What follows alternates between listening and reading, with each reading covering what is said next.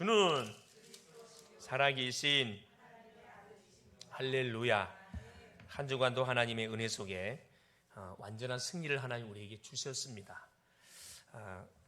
구원받은 주의 백성들의 모든 삶은 24시 하나님이 일거실투죠. 간섭하고 축복하고 함께하고 인도해 가주십니다. 이것을 믿고 사는 사람을 성도라 이야기합니다. 이것을 모르고 사는 사람을 불신자라 그러고요. 그래서 신자와 불신자의 차이는 크게 차이가 나지 않습니다. 하나님의 은혜를 알고 사는 사람, 하나님의 은혜를 알지 못하고 사는 사람, 이렇게 크게 분류가 되어집니다.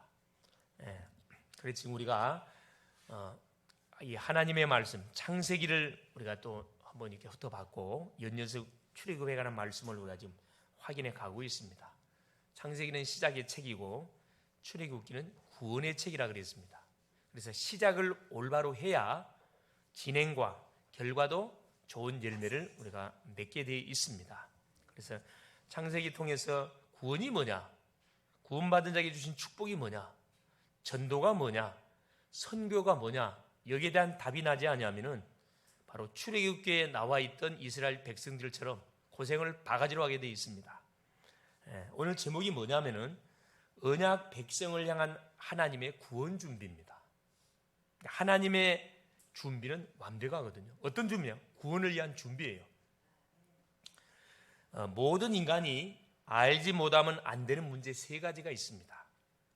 첫째가 제 문제입니다. 하나님의 말씀을 불순종한 이 문제를 제 문제라 이야기하고, 둘째가 뭐냐? 하나님을 떠난 문제입니다. 우리 인간은 하나님과 함께 하도록 하나님 우리 인생을 창조했습니다. 그런데 하나님의 말씀을 불순종함을 통해서 하나님을 떠나게 됐고요. 셋째가 뭐냐 하면 결국 하나님을 떠나게 하고 죄짓게 만들었던 장본인이 누구냐? 그게 사탄입니다. 사탄에게 잡힌 문제예요. 이것을 성경에서는 뭐라고 말씀하느냐? 인간의 근본 문제라고 우리에게 분명하게 말씀을 합니다. 그 내용이 창세기 3장에 기록되어 있다 그래서 창세기 3장 문제라 이렇게 쫙 결론을 짓고 있습니다. 여기서 빠져나오지 않으면은 계속 방황과 질병과 고통과 우환과 질고가 인생의 삶 속에 개인의 가정의 가문에 계속 지역, 나라, 민족에 계속 들이닥치게 되어 있습니다. 멀리 갈 필요도 없이 우리 가정 안에서 그걸 확인할 수 있어요. 이웃을 통해서 확인할 수 있습니다. 친구를 통해서 확인할 수 있어요. 멀리 갈 필요도 없습니다. 자, 이것은 보이는 문제가 아니기 때문에 인간 스스로 뭐 할 수 없어요. 진단할 수가 없어요. 그뿐만 아니라 당연히 진단이 안 되니까 올바른 처방이 나올 수 없고 해결할 수가 없습니다. 그래서 하나님이 이 인간의 문제를 해결해 주시려고 우리에게 의논하지 않고 바로 해결책을 바로 주셨어요. 창세기 3장에 인류의 시조 아담이 하나님의 말씀을 불순종하자마자 아담에게 바로 답을 줬다니까. 여자의 후손을 보내서 뱀의 후손의 머리를 상해야 할 것이 창세기 3장 15절에 정확한 은혜의 언약을 허락하여 주신 겁니다. 그 은혜의 언약의 주인공이 누구냐? 바로 예수 그리스도세요. 여자의 후손으로 오실 예수 그리스도인데 어떻게 오느냐? 반드시 6월절 어린 양의 모습으로 와야 됩니다. 6월절 어린 양이 피 흘리는 모습으로 와야 돼요. 어떻게 와야 되느냐? 아기의 모습을 취하고 와야 됩니다. 이사야 9장 6절에 어떻게 와야 되느냐?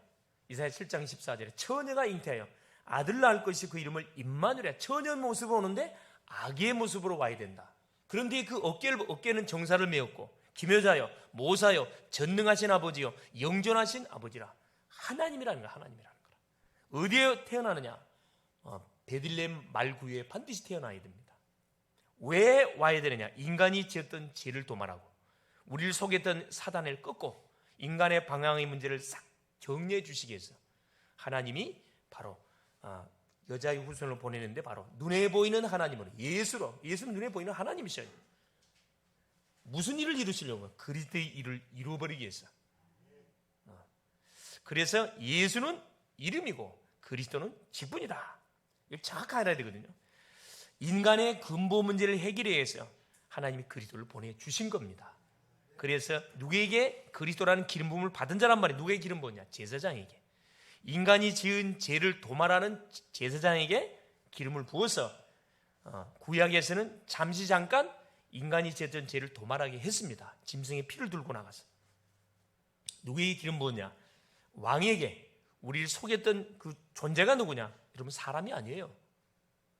사람이 우리를 괴롭히게, 시어머니가 우리를 괴롭히게 한 게 아니라니까.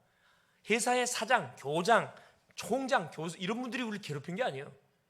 군대에 누가 상사들이 우리를 괴롭힌 게 아니고 그 괴롭힘을 주는 그 장본인이 누구냐? 이 사탄마귀입니다. 눈에 보이지 않기 때문에 속고 있는 이 사단의 권세를 깨기 위해서 왕에게 기름 부어가지고 이 일을 멸해버렸어요. 누구에게 기름 부었냐? 선지자에게. 하나님을 떠난 우리에게 하나님 만나는 길을 정확하게 안내하기 위해서 길을 여는 선지자에게 기름을 부어가지고 하나님께 돌아오라. 이것이 너희가 사는 길이다. 이걸 뭐 해준 거예요? 그렇죠. 성취해버리겠어요. 기름을 부어가 이 일을 이루어버린 겁니다. 이분이 눈에 보이는 예수로 왔어요. 신약으로 왔습니다. 성취가 돼버렸죠.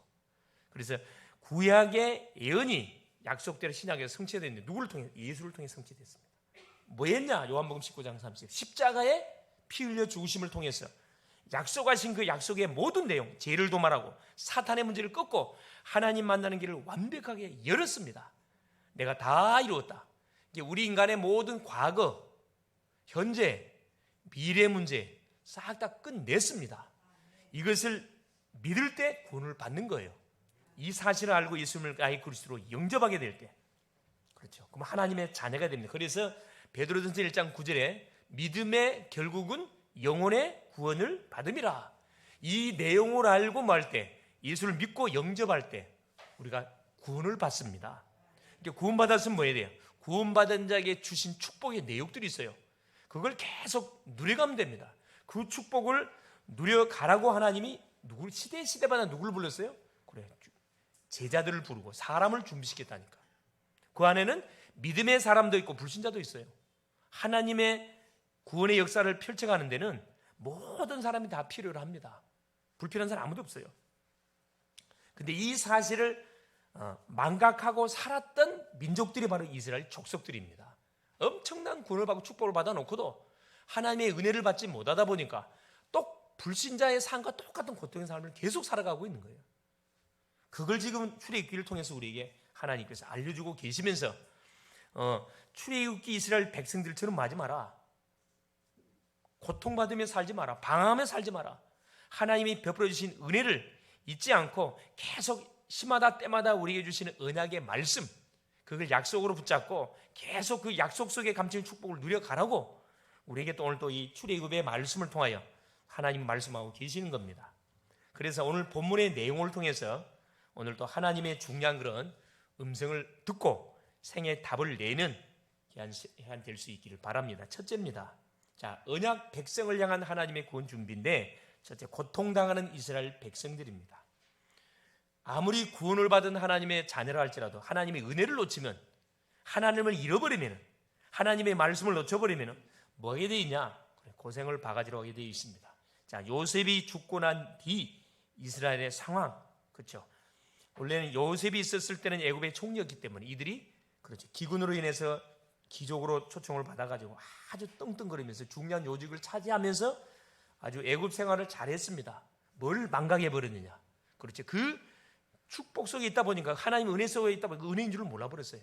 은혜로 놓쳐버리고, 은혜도 언약도 희미해지고, 그 세대가 다 죽어버리니까 요셉을 모르는, 언약의 비밀을 모르는 새 왕이 일어나서 당장에 두려움을 느낀 나머지 이스라엘 백성도 뭘로 전락시켜버렸다고요? 노예로. 그래서 애굽의 신전 피라미드를 건축하는 그게 이스라엘 백성들이 얼마나 처참합니까? 사실 우상을 박살내야 할 민족이 우상을 건축하는 그게 동원돼 가지고 비참한 삶을 살았다니까요. 이게 뭐냐? 교회사의 증거고, 이게 성경 역사의 증거입니다. 세계사의 증거로 정신 바짝 차려야 되거든요. 그래서 고통의 원인이 뭐였다고요? 언약을 놓쳐버렸어요. 언약이 희미해졌습니다. 예배를 우습게 알고 예배가 없어졌다니까. 아예 그냥 이 출애굽기 보면은 예배를 드린 장면이 없어요. 좀 많이 쳐다보면 이들이 40년 동안 계속 유리방황하면서 예배의 비밀을 알았던 인생들은 성공했지만 예배의 비밀을 모르고 우습게 여겼던 인생들은 비참한 삶을 살았습니다. 지금도 똑같아요. 구원을 받아놓고도 예배를 내가 왜 드려야 되는지, 예배의 이유와 예배 속에 감춰있는 엄청난 영적 비밀들을 모르게 되어지면은 우선순위가 바뀌어져 버려요. 시간 남으면 와서 드리고, 바쁘면 빠져버리고, 결혼식 있으면 빠져버리고, 모든 중심이 내 중심. 예배의 중심이 누구죠? 하나님이셔요. 하나님이 예배의 주인공이시고 예배의 대상인데, 내가 그 대상이 돼가지고 내 추측으로 지금 이 시대를 보라니까요. 심각합니다. 특별히 우리 젊은 세대는 더 이런 부분들이 눈에 두드러지게 나타나고 있잖아요. 정말 기도해야 할 그런 부분들이에요. 고통당하는 원인이 여러 가지 있지만 딱 한 가지, 언약을 놓쳐서, 언약이 희미해져서 언약의 후대를 세우지 않은 결과로 인해서 계속해서 어려움과 재앙과 고통이 이스라엘 백성들 속에 들이닥쳤음을 말씀하고 있습니다. 결과 보세요. 학대를 당하고, 학대받을 이유가 없는데 학대를 당해요.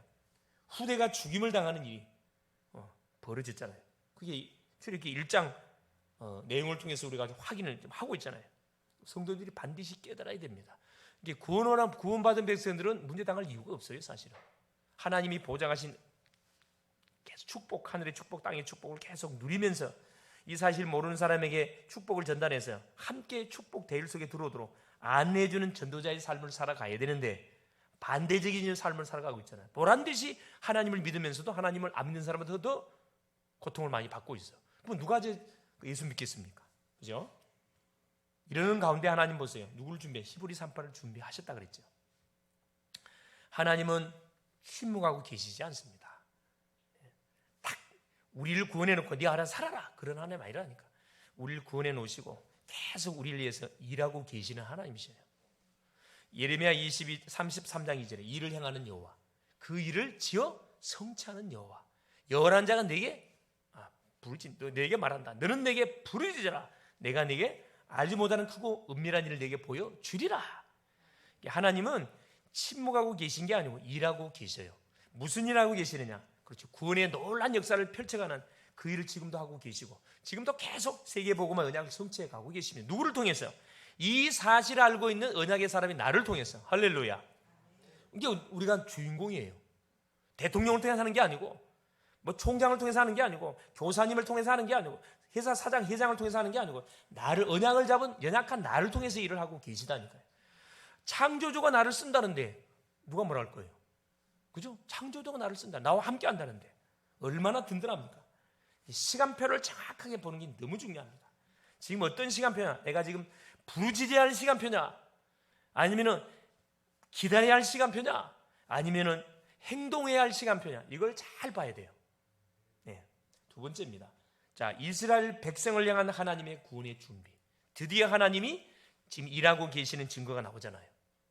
자, 출애굽기 2장 1절입니다. 레위 가족 중 한 사람이 가서 레위 여자에게 장가들은, 이 엄청난 비밀이 담겨 있습니다.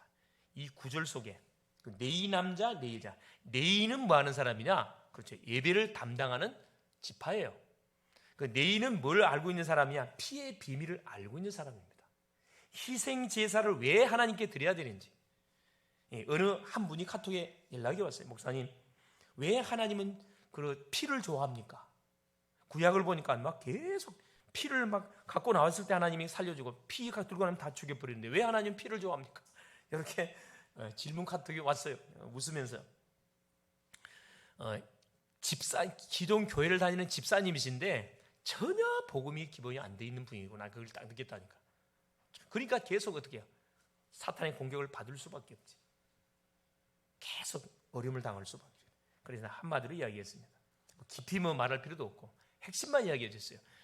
하나님이 피를 좋아하는 게 아니고 사람의 생명의 의지에 피에 있기 때문에 그렇습니다. 피가 죄를 속한다. 히브리서 9장 22절에, 그죠?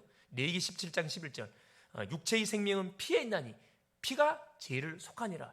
피임이 없은즉 제삼이 없네. 이 하나님이 주신 법입니다. 생명은 생명으로, 우리가 지은 죄를 도말하려면 죄 없는 짐승이 나를 대신해서 피를 죽어야 돼요. 그래야 우리 죄가 도말이 됩니다. 구약은 그렇습니다. 구약은 주 앞에 나갈 때마다 피 들고 나가야 돼. 짐승을 들고 나가야 돼. 나를 대신해 누가, 짐승이 죽어야 돼요. 그 짐승은 누가 잡아요? 제사장이 잡는 게 아니에요. 내가 잡는 거예요. 내가. 죄 지면 어떻게 된다? 네 대신 누가 대신 생명이 죽는 거다 이거. 그걸 통해서 뭘 보게 만든 거죠? 영원한 6월절 어린 양의 주인공 되신 예수를 바라보게 한 거예요. 주님이 십자가의 보혈을 통해서 우리의 죄를 다 도말했잖아요. 다 끝을 냈다 그랬잖아요. 그래서 육체의 생명이 피했기 때문에 알아들었는지 못 알아듣는지 몰라요. 말은 알아들었다고 이렇게 답신이 왔는데 글쎄 그렇게 뭐 한두 마디 갖고 알아듣겠어요? 말씀으로 양육받지 않으면은 미안하지만 각인 뿌리 체질은 하루아침에 바뀌어지는 게 아니에요. 계속 말씀을 드려야 됩니다. 말씀 듣고 확인하고 포럼하고 계속 현장을 통해서 계속 가서 또 점검하고 피가 발라지면 어떤 일이 벌어지냐면 재앙이 끊어져 버려요. 성령이 역사해 버리기 때문에 악령이 역사하지를 못합니다. 10가지 재앙을 이스라엘 백성들 애굽에 막 터뜨렸잖아요. 하나님께서 바로가 이 사탄을 대표하는 바로는 눈 하나 끄떡 안 해요. 뭐 바를 때 박살을 잡았어요? 6월절 어린 양의 문설지 피 바를 때 그렇죠. 애굽의 모든 우상 10가지 우상이 박살이 나버렸거든. 항복했습니다. 그 비밀을 아는 지파가 누구냐? 네 지파예요. 우리 쉽게 말하면 믿음의 남자하고 믿음의 여자가 뭐 했다는 거예요? 만남을 통해서 결혼했다 이거라. 믿음의 가정을 이루었다 이 말입니다. 이유를 알고 있는 언약의 남자하고 이유를 알고 있는 여자가 만나가지고 그렇죠. 결혼해서 누구를 출생하게 됐냐? 여기 2절에 보니까 더 숨길 수 없게 되매 자 2절에 그 여자가 임신하여 아들을 낳으니 그가 잘생긴 것을 보고 석 달 동안 그를 숨겼으나 잘생긴 뭐 얼굴이 잘났다 그런 뜻도 있지만 그런 의미가 아니고 하나님의 계획이 있는 자녀임을 보고 왜 이때 당시 히브리 남자는 아이로 태어나면 다 죽어야 돼요. 나인강에 든 다 죽어야 되거든. 그런데 뭐요? 이게 국법입니다. 국법. 어기면 멸종을 당한다니까. 석 달 동안 숨겼다 그랬거든요. 목숨을 걸지 않냐면 하나님의 계획이 있는 아이인 것을 깨닫지 못하면 이렇게 할 수가 없어요. 그러니까 그 모세의 어머니 요게벳 아버지 아므람이 생을 걸고 뭐 한 거죠? 이 아이를 보호한 겁니다. 정확히 한번 하면 내 자녀가 아니에요. 앞으로 출애굽의 대역사를 일으킬 시대적인 사역을 감당해야 할 그런 후대, 자녀, 제자, 렘넌트란 말이에요. 그래서 그것을 부모의 심정뿐만 아니라 하나님의 가슴을 가지고 아이를 보호한 겁니다. 목숨을 걸고. 성경에 보면 결국은 석 달 동안 더 이상 키울 수 없다는 걸 알고 왜? 목소리가 커지잖아요. 결국은 갈대 상자에다가 담아서 뭐합니까? 나일강에다 갖다 버렸거든. 이 성경 원에 보면은 여기는 이제 갈대 상자라 이렇게 소개가 되어 있는데, 갈대 상자라 소개되어 있죠. 근데 원래는 이 방주로 기록되어 있어요. 방주, 노아 방주 알죠? 방주는 뭐 구원의 의미를 우리에게 내펴주고 있습니다. 역청을 바르고 몰타릅니다. 물이 들어갈 수 없어요. 그래서 갈대 상자를 만나서 아이를 담아갖고 결국 이제 나중에 버리잖아요. 버리는데 그냥 버리지 않습니다. 정말로 생을 건 기도했겠죠. 팀이 딱 구성됐다니까. 아버지 아므람, 어머니 요게벳, 그 누이 미리암, 그 형 아론 팀이 딱 구성돼가지고 뭐 한 거죠. 하나님이 어떻게 이 아이의 삶을 간섭하는지 한마디 기도하면서 보는 거죠. 그런데 보세요. 하나님은 언약의 사람을 어느 정도 보호하냐면 철저히 보호하는데, 자 그때 누가 딱 모욕하러 그 나인강에 딱 이렇게 내려오냐면 애굽 바로 공주가 모욕하러 하인들과 같이 딱 내려와요. 시간표도 정확하게 맞췄고 수많은 히브리 아이들이 나인강에 버려졌는데 해필이면 왜 모세입니까? 이게 하나님의 정확한 손길을 느낄 수 있잖아요. 타임도 너무 맞았어요. 또 보세요. 히브리 아이인 것을 공주가 분명히 알았거든. 성경에 뭐라고 기록되어 있습니까? 자, 성경 뭐라고 기록되어 있냐면, 자, 6절에 보세요. 열고 그 아기를 보니 아기가 우는지라 그가 그를 불쌍히 여기리되 이는 히브리 사람의 아기로다. 국법으로 이미 나인강에 버림을 당한 아이이기 때문에 이거 반드시 살리면 어떡해요? 공주도 뭐가 되는 거예요? 죄인 됩니다. 잘 알고 있었는데 아이를 보는 순간에 어떤 마음이 들어버렸어요? 이 모성애, 이게 발동한 거지. 하나님 역사해 보는 거면 불쌍히 있는 마음이 들어가지고 내가 키워야 되겠다. 요 마음까지 하나님 줘버렸다니. 할렐루야. 자, 얼마나 하나님의 그 손길이 세밀한지. 우리를 향한 그 손길이 그렇다니까. 그래서 결국 어떻게 하죠? 그 모세의 누이 미리암이 그 공주한테 이라게 합니다. 내가 유모를 소개해 줄까요? 타임을 놓치지 않았어요. 그러니까 유모를 데려오라 그랬어요. 누구를 소개합니까? 당연히 자기 엄마를 소개시켰지요. 그래서 어디로 들어갑니까? 바로 공주의 그래요. 양 아들로 입양이 됩니다. 10절입니다. 자, 8절 9절에 보면 바로의 딸이 그에게 이르되 가라 하며 그 소녀가 가서 그의 아기 어머니를 불러오니 바로의 딸이 그에게 이르되 젖을 먹여야 되니까 이 아기를 데려다가 나를 위하여 젖을 먹이라. 내가 그 삭슬 주리라. 이언이 아기를 데려다가 젖을 먹이더니 이제 젖을 뗄 때까지만 먹어요. 자기 품 안에 모세를 키울 수 있어요. 그러니까 기간이 한 5년에서 한 7년이요. 넉넉히 잡으면 7년 정도 젖을 먹였다 생각했을 경우에 생을 거는 사익을 했겠죠. 그 기록에 의하면은 모세의 어머니 요게벳이 자기 유방에다가 바늘로 그래요. 너는 누구다? 히브리인이다. 이걸 글로 팠다 그래요. 아이가 젖을 먹을 때마다 눈으로 뭘 보도록 각인시키는 훈련을 한 거예요. 너는 히브리인이야. 너의 아버지는 내가 아니야. 하나님이셔. 너는 앞으로 하나님의 중요한 일을 감당해야 할 소위 전도자야. 계속 메시지를 줬겠죠. 생을 건 메시지를 줬겠죠. 아마 금식도 했을 거고 철야도 했을 거고. 그래 결국은 10절에 아기가 자라매 바로의 따르기로 데려가니 그가 그의 아들이 되니라. 그가 그 이름을 모세라 하여 이르되 이는 내가 그를 물에서 건져냈음이라. 이렇게 구원이라는 뜻을 갖고 있잖아요. 물에서 건져낸 자 모세. 네. 바로의 공주는 불신자입니다. 그런데 하나님께서 요 시대적인 렘넌트를 보호하기 위해서 불신자 공주를 준비해가지고 호랑이 굴에다가 누구를 집어넣어가지고 그렇죠. 모세를 집어넣어서 아예 안전하게 뭐 할 수 있도록 양육을 받고 훈련을 받도록 하는 딱 만들었습니다. 얼마나 하나님의 그 솜씨가 기가 찹니까? 기가 차요. 그래서 모세는 공주의 아들로 입양이 돼 그 왕궁에서 왕자의 교육을 받게 됩니다. 그때 당시 헤스페리오 대학까지 나왔던 사람. 왕자의 교육을 철저히 병법술, 건축술, 교육 모든 분야를 아예 초 엘리트 교육을 받게 된 거죠. 그러는 와중 속에 그죠? 어떤 딱 시간표가 오냐 하면은 자 11절에 보세요. 모세가 장성한 후에 한 번은 자기 형제들에게 나가서 그들이 고되게 노동하는 것을 보더니 자 드디어 어머니 요게벳이 자기에게 전달했던 메시지가 떠오르기 시작한 거예요. 훈련을 받는 가운데 소위 말하는 사명자는요 사명을 감당 안 하면은 안 되게 돼 있어요. 사명자는 반드시 사명을 감당해야 됩니다. 이게 뭐가 생각났다 그래요? 장성한 후에 자기 형제들이 생각나가지고 형제들이 노동을 하는 그 현장으로 딱 가게 됩니다. 거기 가서 뭘 보게 되냐면은 참을 수 없는 그런 그렇죠? 감정이 극에 달하는 그런 현장을 못 가게 되잖아요. 분명히 애굽 왕자가 맞는데 자기는 히브리라는 걸 알고 있었어요. 어떤 애굽 사람이 한 히브리 사람과 자기 형제를 치는 것을 본지라 괴롭히는 것을 본 거지요. 분이 올라온 거지요. 12절에 좌우를 살펴 사람이 없음을 보고 그 애굽 사람을 쳐 죽여 모래속에 감추니라. 또 그 다음 날도 또 발동하니까 또 다음 날도 나갑니다. 두 히브리 사람이 서로 싸우는지라. 이제 자기들끼리 싸우잖아요. 잘못한 사람에게 이르되 내가 어찌하여 동포를 치느냐 하며 그가 이르되 누가 너를 우리를 다스리는 자와 재판관으로 삼았느냐? 내가 애굽 사람을 죽인 것처럼 나도 죽이려느냐? 모세가 두려워하여 이르되 일이 탈로 되었도다. 자, 애굽의 왕자가 애굽인 한 사람 죽였다 해가지고 큰 죄가 되겠어요? 그 말이 아니에요. 이미 모세는 히브리인이었고 중요한 아마 계획들을 다 하고 있어요. 모임들을 갖고 있었다는 것을 우리가 예측해 볼 수 있습니다. 소위 계속 스파이를 통해 가지고 모세의 삶을 감시당하고 있다는 것을 확인할 수 있어요. 그런데 하나님은 자기를 통해서 이스라엘 백성들을 구원해낼 줄 알고 자기가 힘을 썼는데 하나님 모세를 쓰지를 않았습니다. 세 번째입니다. 자, 미디안으로 도망가는 모세인데 자, 하나님의 방법은 인간의 방법을 필요로 하지 않습니다.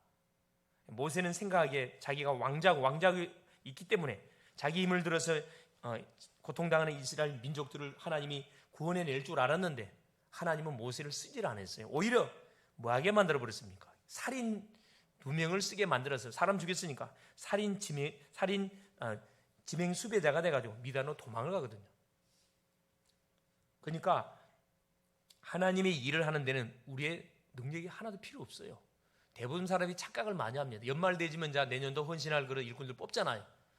목사님 저는 능력이 안 돼서요. 착각입니다. 굉장히 교만한 말이거든. 그렇죠. 우리가 주의 일은요, 하나님 주시는 은혜를 따라서 하는 것이지 실력으로 하는 게 아니에요.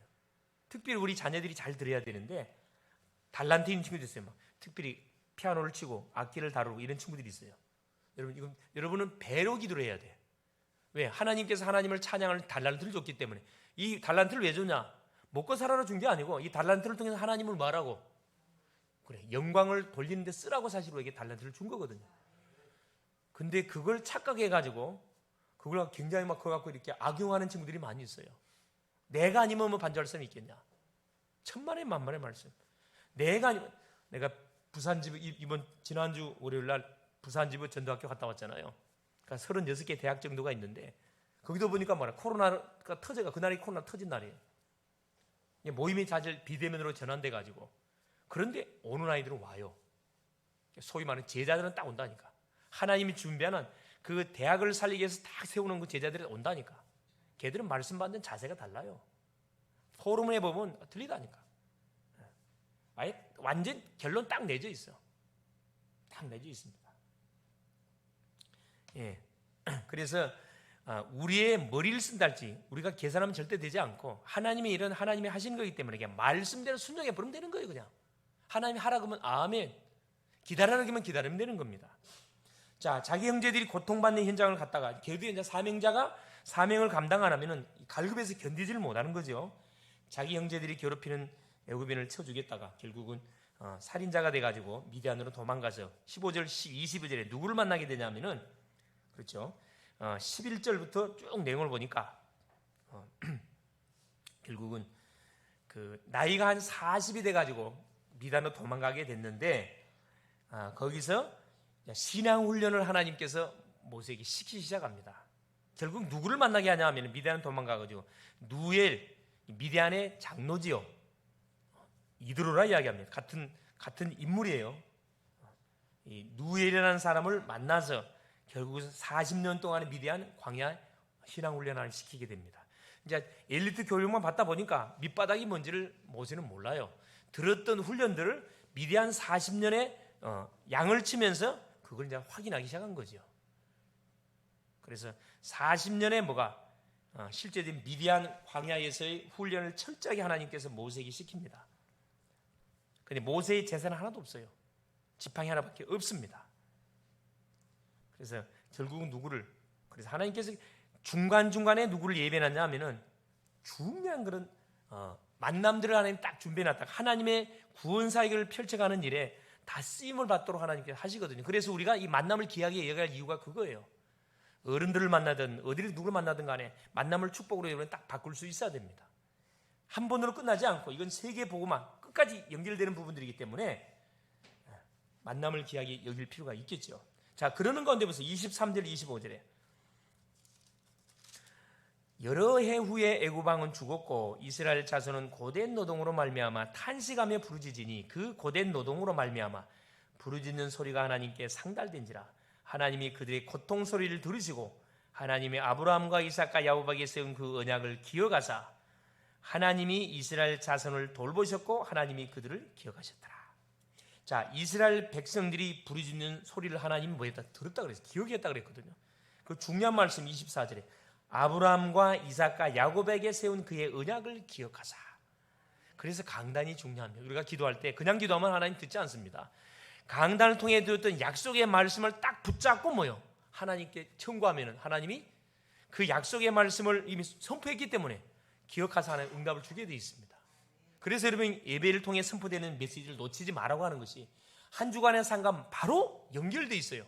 메시지가 이 메시지가 어렵다 그런 사람도 있을 거고 나하고 좀 거리가 먼 것 같다 상태가 좋지 않다는 증거고 야 메시지가 나하고 너무 맞다 정상입니다. 이번 주 선포됐던 메시지가 여러분 일주일의 삶 속에서 맞아떨어져 돌아가야 돼요.